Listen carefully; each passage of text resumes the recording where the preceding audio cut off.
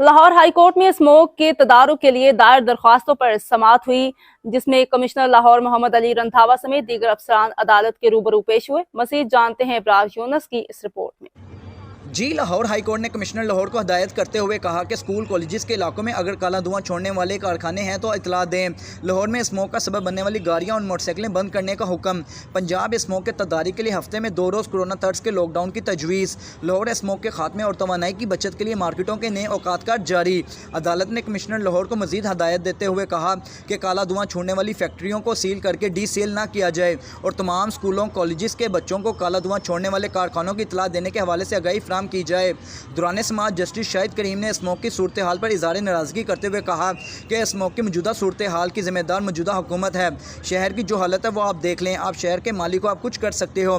पहले ये स्मोक नवंबर के आखिर और दिसंबर में आती थी, अब ये स्मोक अक्टूबर में शुरू हो चुकी है।